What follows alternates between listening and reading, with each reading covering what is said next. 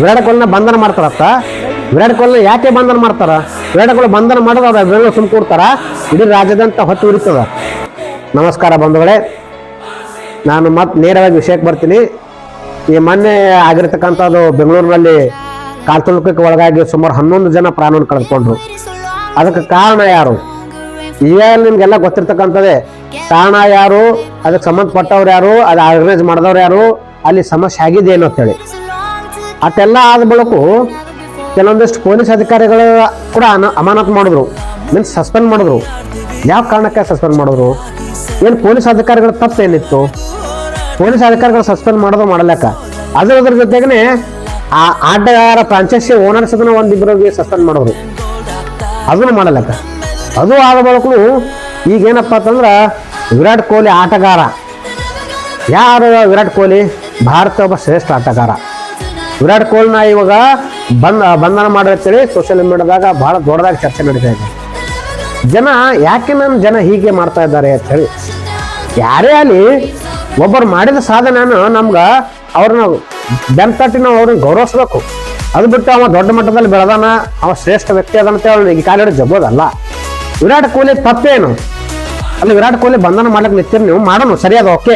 11 ಮನೆ ಸತ್ತಾರ, ಅದಕ್ಕೆ ವಿರಾಟ್ ಕೊಹ್ಲಿ ಬಂಧನ ಮಾಡತ್ರಿ, ಬಟ್ ಕಾರಣಗಳು ಬೇಕಲ್ಲ.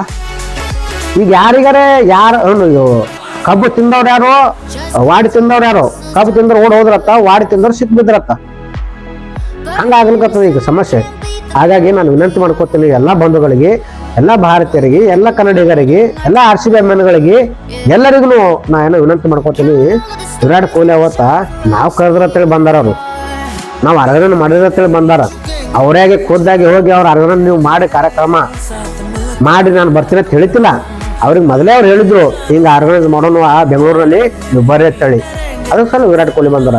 ವಿರಾಟ್ ಕೊಹ್ಲಿ 18 ವರ್ಷಗಳ ಕಾಲ ಏನ್ ಮಾಡಿದ್ರಪ್ಪ ಅಂತಂದ್ರ ನಮ್ಮ RCB ತಂಡಕ್ಕಾಗಿ ಅವ್ರು ಸೇವೆ ಸಲ್ಲಿಸಿದ್ರು. ಅದ್ರ ಪ್ರತಿಫಲವಾಗಿ ಇವತ್ತು ಕಪ್ ಗೆದ್ದಾರ.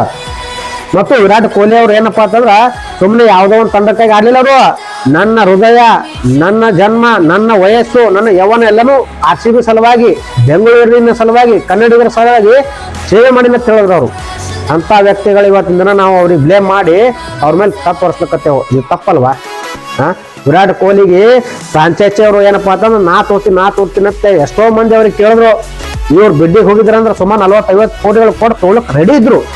ಆದ್ರೂ ಕೂಡ ಅವರು ಒಂದೇ ಮಾತು ಹೇಳಿದ್ರು, ನಾನು ಆಡಿದ್ರೆ ಬೆಂಗಳೂರಿನ ತಂಡಕ್ಕೆ ಆಡ್ತೀನಿ, ನಾನು ಕೊನೆವರೆಗೂ ಆಡಿದ್ರು ಬೆಂಗಳೂರು ತಂಡಕ್ಕೆ ಆಡ್ತೀನಿ. ನಿನ್ನೆ ಹೇಳಿದ್ದು ಮಾತು ಇದೆ, 18 ವರ್ಷಗಳ ಹಿಂದೆ ಹೇಳಿದ್ದು ಮಾತು ಇದೆ. ಆ ಮಾತಿಗೆ ಭದ್ರಾಗಿ ನಡೀತಾ ಇದ್ದಾರೆ. ಹಾಗಾಗಿ ನಾವು ನೀವೆಲ್ಲರೂ ಯೋಚನೆ ಮಾಡಿ ಒಬ್ಬರ ಮ್ಯಾಗ